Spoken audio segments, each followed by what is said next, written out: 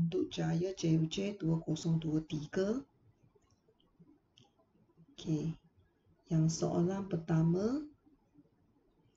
Okey, Raja 1 menunjukkan satu alat yang digunakan untuk mengukur tekanan atmosfera. Okey, ini adalah alat untuk mengukur tekanan atmosfera. Okey, apakah nama alat ini? Ini kita panggilkan sebagai barometer. Okey, kemudian soalan nombor 2, nyatakan tekanan atmosfera dalam unit mHg. Okey, bagaimana dapat tekanan atmosfera ialah kamu rujuk kepada ketinggian merkuri di sini. Ketinggian merkuri ialah 75 cm. Maksudnya, okey, nilai tekanan atmosfera ialah 75 cm/Hg. Tapi sebab soalan dia nak jawapan di dalam mHg, jadi tukarkan 75 cm kepada meter, jadi 0.75 mHg. Okay, Hg menunjukkan bahawa cecair yang digunakan ialah merkuri. Okay, 0.75. Okay, soalan B, alat ini diletakkan di puncak sebuah gunung. Apakah yang berlaku kepada ketinggian H? Nilai H akan berkurang. Kenapa nilai H-nya berkurang? Sebab semasa altitude bertambah. Kalau pergi tempat yang lebih tinggi, altitude bertambah. Jadi tekanan atmosfera juga berkurang, jadi menyebabkan ketinggian H merkuri tersebut juga akan berkurang. Okey, soalan nombor 2. Ini menunjukkan graf hal laju melawan masa. Hal laju V melawan masa T. Okey, jadi di sini soalan A. Apakah kuantiti fizik yang diwakili oleh kecerunan graf? Graf ialah V melawan T. V melawan T kecerunan graf. Kecerunan graf sama dengan V per T. V per T sama dengan pecutan. Jadi jawapan pecutan. Lengkapkan jadual 1. Apakah jenis gerakan untuk bahagian OA dengan AB? OA di sini, kamu nampak satu garisan yang lurus. Kamu boleh dapat kecerunan, nilai kecerunan, satu nilai kecerunan. Maksudnya pecutan adalah seragam. Di mana bahagian AB ialah garisan mengufuk. Jadi di sini kecerunan sama dengan sifar. Kecerunan sama dengan sifar. Jadi maksudnya pecutan sifar. Jadi objek tersebut bergerak dengan hal laju yang seragam. Kamu boleh lihat di sini.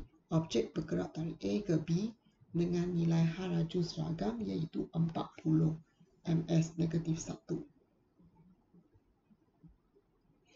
Soalan nombor 3. Soalan nombor 3 ini menunjukkan fenomena kesan fotoelektrik. Dengan frekuensinya di sini 5.18 10/40 Hz.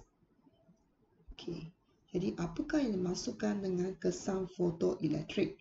Pemancaran elektron keluar daripada logam apabila suatu permukaan logam disinari oleh alur cahaya yang mempunyai frekuensi tertentu. Kemudian di sini kirakan tenaga kinetik maksimum. Nilai yang sudah diberikan di sini ada fungsi kerja W. Kemudian lagi satu ialah pemala Planck H. Di bahagian atas ada berikan nilai frekuensi. Nilai frekuensi. Jadi kamu boleh lihatkan di sini rumus yang kaitkan semua ada W, ada frekuensi ialah nombor 7. Salin nombor 7. Tapi bahagian yang ini 1/2 MV kuasa 2, bahagian ini adalah tenaga kinetik. Jadi kita gantikan nilai ke dalam. Masukkan semua nilai, kamu akan dapat nilai ialah 1.034 darab 10 kuasa negatif 21 Joule. Okay. Unit untuk tenaga Joule. Okay. Soalan bahagian B. Okay. Berdasarkan rajah ini, okay, tunjukkan pada graf bagaimana anda boleh menentukan frekuensi ambang. Jadi boleh panjangkan garisan graf, kita panggilkan sebagai ekstrapolasi. Okey, jadi pindasan di sini ialah FO, frekuensi ambang. Jadi apakah yang berlaku jika frekuensi cahaya yang dipancarkan kurang daripada frekuensi ambang? Jadi kalau kurang daripada frekuensi ambang, kesan fotoelektrik tidak akan berlaku. Kesan fotoelektrik hanya boleh berlaku pada nilai yang lebih besar daripada frekuensi ambang atau sama dengan frekuensi ambang sahaja. Okey, nombor 4. Nombor 4 ini menunjukkan geluk pemanasan suatu bahan dalam keadaan berpecah. Maksudnya di bahagian sini adalah berpecah. Okey, kemudian dipanaskan dengan pemanas rendah 240V 100W. Okey, nilai yang penting highlightkan. Okey, kemudian nyatakan takat lebong. Takat lebong ialah pada bahagian ini. Okey, nilainya 78. Jadi bahagian berpecah tukar kepada cecair. Sebab adalah lebur. Peleburan ialah daripada berpecah tukar kepada cecair. Okey, jadi kemudian soalan berikutnya B. Hidungkan haba pendam tentu pelakuran bahan itu. Okey, kita nak tahu bahawa berpecah ni dipanaskan dengan pemanas rendah. Bermaksudnya pertukaran tenaga ialah daripada tenaga elektrik. Okey, dia tukar kepada tenaga haba. Okey, kita anggapkan bahawa tiada kehilangan haba ke persekitaran. Jadi dua nilai ini adalah sama. Okey, jadi sebab ini adalah haba pendam tentu. Okey, rumusnya sama dengan ml, tenaga elektrik adalah PT. Dua sama. Jadi di mana bahagian yang perlu rujuk ialah bahagian di sini. Okey, kemudian P adalah kuasa. Kuasa sama dengan 100. T adalah 216 tolak 60 ini. Okey, jisim 0.05. Okey, kemudian boleh dapat nilai haba pendam tentu pelakuran.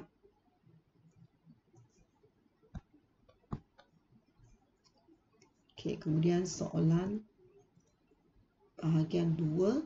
Muatan haba tentu bahan itu dalam bentuk cecair.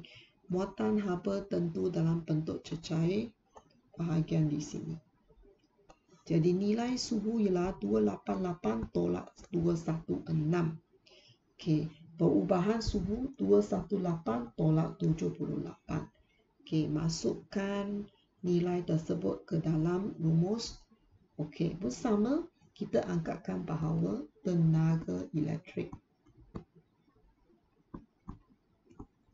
sama dengan tenaga haba. Okey, jadi boleh dapat jawapan. Masukkan semua nilai, boleh dapat jawapan nilai muatan haba tentu. Okey, kemudian C. Terangkan mengapa seseorang yang berpeluh berasa lebih sejuk apabila berada di bawah kipas yang berputar. Okey, peluh. Peluh ini berkaitan dengan haba pendam tentu penguapan. Okey, peluh itu dalam bentuk cecair. Okey, jadi dia boleh serap haba pendam tentu penguapan daripada badan yang panas itu. Okey, kemudian dia akan menyecap menjadikan gas. Jadi kalau ada kipas kipas itu akan menyebabkan pergerakan udara. Jadi menyebabkan kadar penyejatan akan bertambah. Jadi lebih banyak haba benda tentu dibebaskan dari badan. Jadi seseorang akan rasanya lebih sejuk. Okey, nombor 5. Nombor 5 ini menunjukkan corak pembelauan gelombang air selepas melalui celah yang berbeza saiz. Okey. Jadi panjang gelombang sudah tunjukkan di sini untuk kedua-dua gelombang, hanya yang berbeza ialah saiz celah. Okey, saiz celah 5.1A sini lebih besar daripada 5.1B. Okey. Jadi selepas gelombang tersebut melalui celah, you boleh nampak amplitude-nya sudah berkurang. Tapi amplitude berkurang lebih banyak ialah pada 5.2B. Okay, apakah yang dimaksudkan dengan pembelauan? Ikut buku teks, maksud pembelauan, penyebaran gelombang apabila gelombang itu melalui suatu celah atau tepi suatu penghujung. Okey, jadi bandingkan saiz celah. Okey, bersama salin soalan. Okey, bandingkan dua raja tersebut. Okey, saiz celah pada 5.1A lebih besar daripada raja 5.1B. Okey, kelengkungan juga. Okey, kelengkungan rujuk di mana? Kelengkungan rujuk sini. Okey, boleh nampak lebih jelas 5.1B lebih besar daripada 5.1A. Kemudian magnitude amplitude selepas melalui celah di sini. Ini adalah amplitude. A1 lebih besar daripada A2. 5.1A lebih besar daripada 5.2B. Okey. Jadi di sini kamu boleh bandingkan berdasarkan jawapan di bahagian B. Okey, celah dengan kelengkungan. Okey, celah dengan kelengkungan. Okey. Celah berkurang dari A ke B, celahnya berkurang. Okey, kelengkungan juga bertambah. Saiz celah berkurang, kelengkungan bertambah. Okey, jadi jawapannya ialah semakin berkurang saiz celah, semakin bertambah kelengkungan corak gelombang itu. Okey, kemudian magnitude amplitude. Saiz celah dengan magnitude amplitude. Okey, semasa saiz celah semakin berkurang, juga semakin berkurang magnitude amplitude selepas melalui celah. Okey, jadi kemudian kita nak buat kiraan. Okey, dia nak kirakan frekuensi. Frekuensi ialah F ini. Okey, V sudah ada. Okey, panjang gelombang sudah diberikan di bahagian atas ini. 0.6. Okey, masukkan semua nilai. Dapat jawapan frekuensi 8.3333 Hz. Okey, kemudian nombor 2, apakah yang berlaku kepada kesan pembelauan gelombang jika frekuensi gelombang berkurang? Okey, frekuensi gelombang berkurang bermaksudnya panjang gelombang bertambah.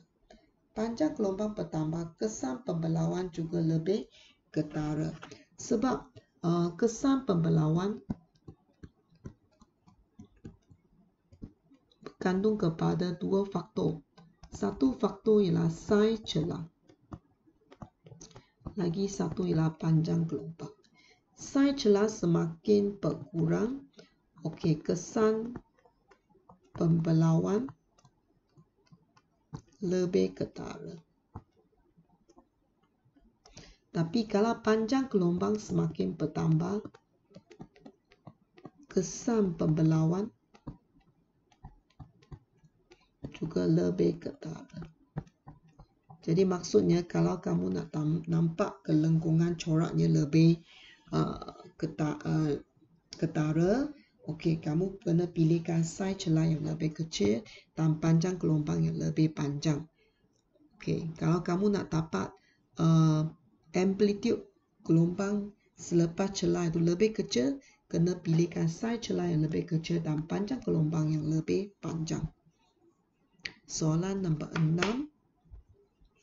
ini adalah satu lita elektrik. Okey.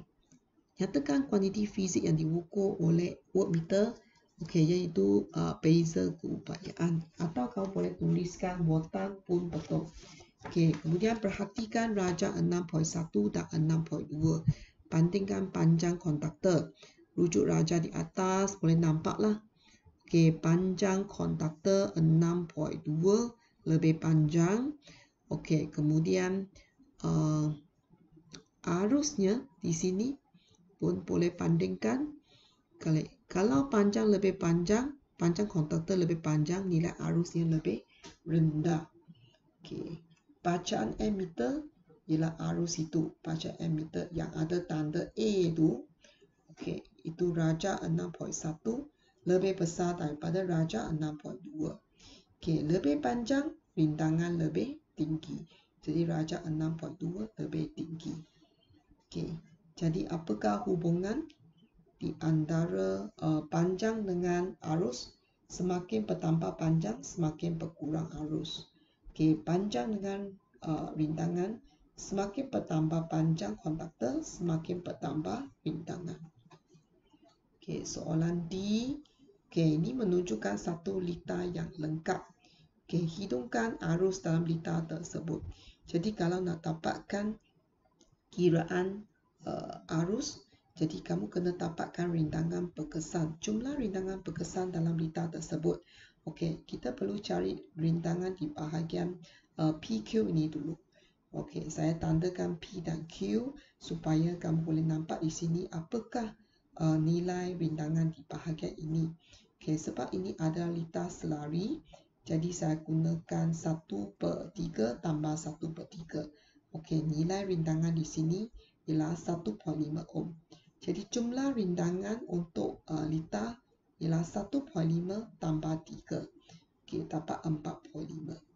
Okey, kalau kita nak dapatkan arus dalam lita ini, okey, kita gunakan rumus V sama dengan IR. V ada di sini, I yang kita nak cari. Okey, R jumlah rintangan berkesan 4.5. Arus sama dengan 1.1111A. Okey, kemudian soalan nombor 7.